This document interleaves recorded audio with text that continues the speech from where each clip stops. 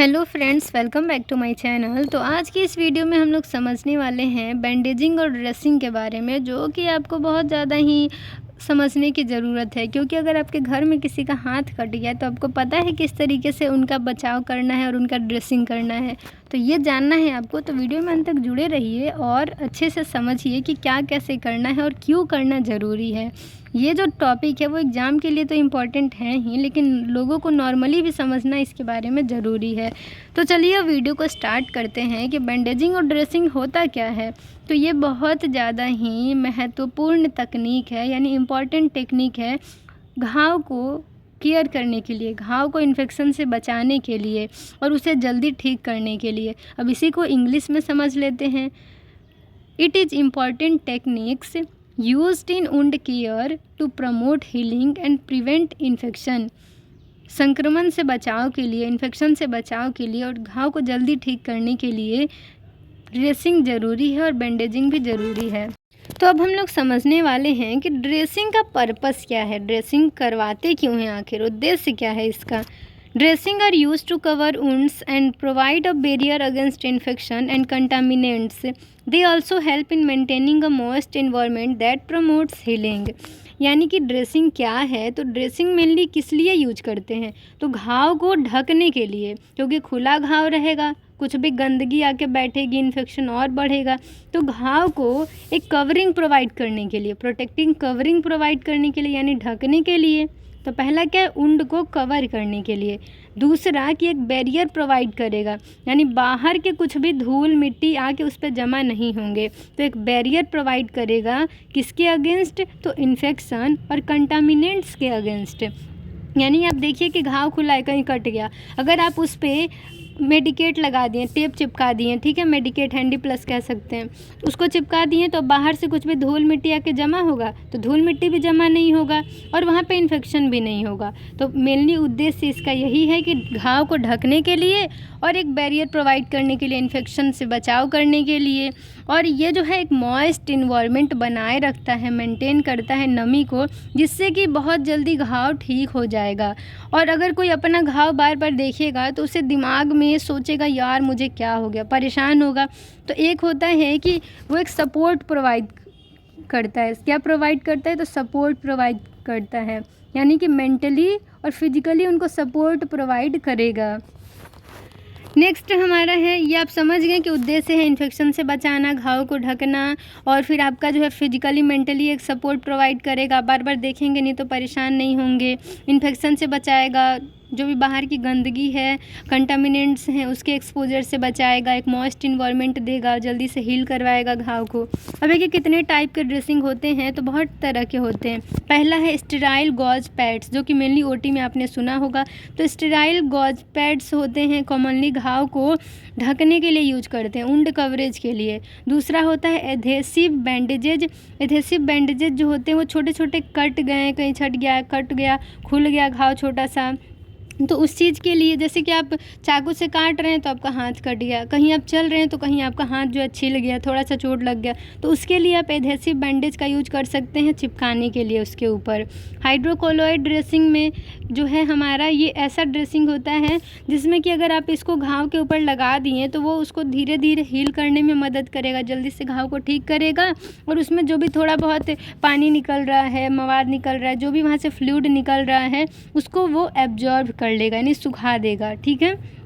तो हाइड्रोकोलॉइड आप समझ गए कि हीलिंग के लिए, और फिर वुंड का जो भी फ्लूइड है उसको एब्जॉर्ब करने के लिए। नेक्स्ट है एल्जीनेट ड्रेसिंग्स। तो एल्जीनेट ड्रेसिंग्स जो होते हैं, आपने देखा होगा क्रेप बैंडेज को, वो बुना बुना सा रहता है, उसी तरीके से कुछ ये भी ड्रेसिंग होता है। और इसको अगर आप घाव पे रख दिए और घाव में बहुत ज़्यादा पस निकल रहा है, खून निकल रहा है, बहुत पानी निकल रहा है, फ्लूइड निकल रहा है, तो उस कंडीशन में अगर आप ये एल्जीनेट ड्रेसिंग का यूज करते हैं तो वो उन सब चीज़ों को एब्जॉर्ब कर लेगा। जहाँ पे ज़्यादा पस डिस्चार्ज हो रहा है, बहुत फ्लूइड डिस्चार्ज हो रहा है, वहाँ पे एल्जीनेट ड्रेसिंग का यूज कर सकते हैं। तो किसका, तो एल्जीनेट ड्रेसिंग का। ट्रांसपेरेंट फिल्म ड्रेसिंग, आपने जो है सेंट्रल लाइन पढ़ते देखा होगा, कैनुला पढ़ते हुए देखा होगा, तो उसको जो है एक ट्रांसपेरेंट ड्रेसिंग किया जाता है, तो उसके ऊपर चिपकाते हैं। देखिए यहाँ पे मैंने जो है यहाँ पे राइट साइड में दिखा रखा है, अभी आपको यहाँ पे दिखाते हैं।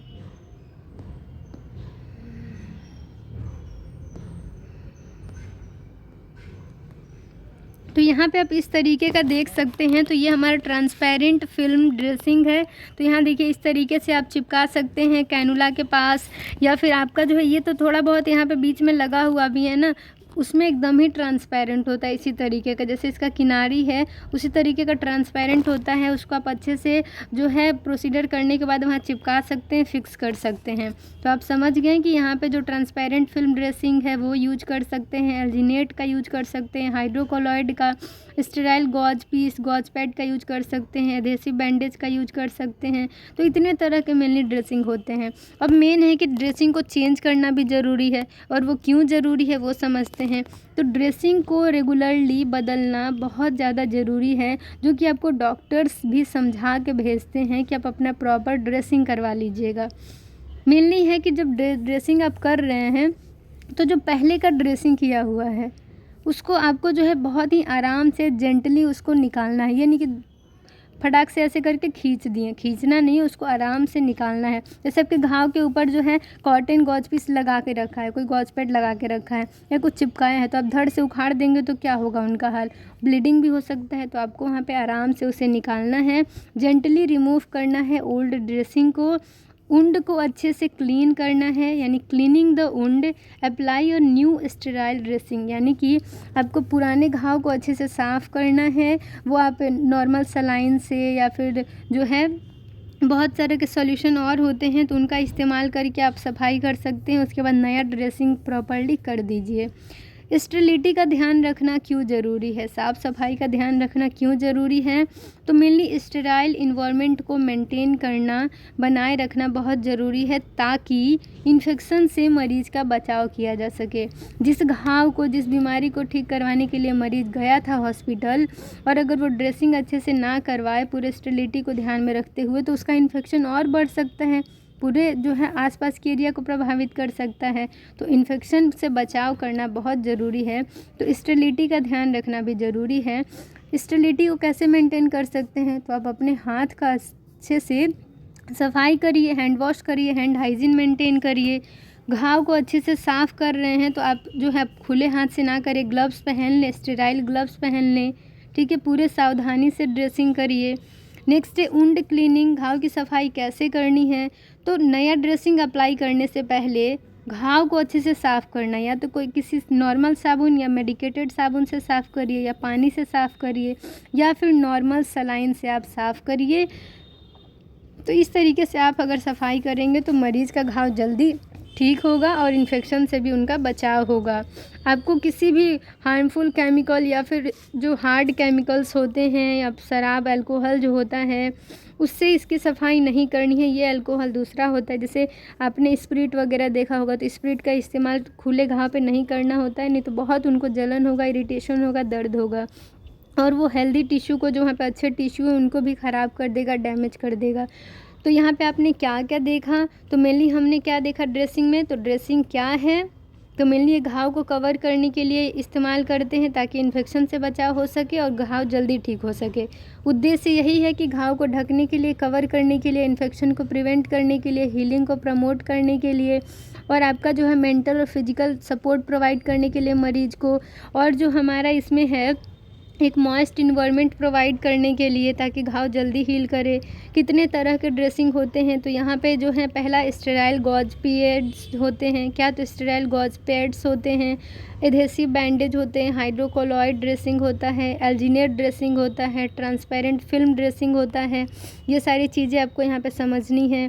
फिर आपका जो है ड्रेसिंग को प्रॉपर्ली चेंज करना है, तो चेंजिंग ड्रेसिंग प्रॉपर्ली, जिससे इन्फेक्शन से बचाव हो सके। घाव की सफाई अच्छे से करनी है, पुरानी जो ओल्ड ड्रेसिंग है उसको जेंटली रिमूव करना है, नया ड्रेसिंग अप्लाई करना है, सफाई अच्छे से करनी है। स्टेरिलिटी क्यों मेंटेन करना है, तो इन्फेक्शन से बचाने के लिए आप हैंड हाइजीन मेंटेन करिए, पूरे स्टेराइल चीज़ों को यूज करिए, ग्लव्स पहन के करिए प्रोसीडर को। अब हमारा है कि उंड को साफ़ कैसे करना है घाव को, तो आप नॉर्मल साबुन या किसी मेडिकेटेड सॉप से, साबुन से सफाई कर सकते हैं, नॉर्मल सलाइन या नॉर्मल वाटर का इस्तेमाल कर सकते हैं। कुछ हार्ड केमिकल्स का या फिर अल्कोहल का इस्तेमाल नहीं करना है, स्पिरिट का इस्तेमाल नहीं करना है घाव की सफाई के टाइम में। आसपास के रीजन को आप स्पिरिट से साफ़ कर सकते हैं स्टेरीमैक्स से, लेकिन अगर घाव के अंदर डालते हैं तो मरीज़ को बहुत ज़्यादा दिक्कत हो सकती है। तो यहाँ पे जो है हमारा यही छोटा सा टॉपिक है ड्रेसिंग। अब नेक्स्ट वीडियो में हम लोग बैंडेजिंग को समझेंगे। आई होप ये वीडियो आप लोग के लिए हेल्पफुल हुई होगी। तो ये हमारा जो है बहुत ही आसान है, और लेकिन इसे करना जो है बहुत ही बारीकी से और अच्छे से होता है, ताकि मरीज़ का जो है घाव जल्दी भरे और वो जल्दी ठीक हो जाए। तो वीडियो को यहीं पे एंड करते हैं। Thank you for watching my video. अगर आप चैनल पर नए हैं तो चैनल को अभी सब्सक्राइब कर लीजिए और बेल आइकन को प्रेस कर लीजिए, ताकि आपको सारी लेटेस्ट वीडियो की अपडेट्स मिलती रहें। मिलते हैं नेक्स्ट वीडियो में एक नए टॉपिक के साथ। तो आप कमेंट करना और फीडबैक देना ना भूलिए। वीडियो में कमेंट ज़रूर करिए कि किस टॉपिक पर आपको वीडियो चाहिए और वीडियो को समझने में आपको क्या दिक्कत हो रही है।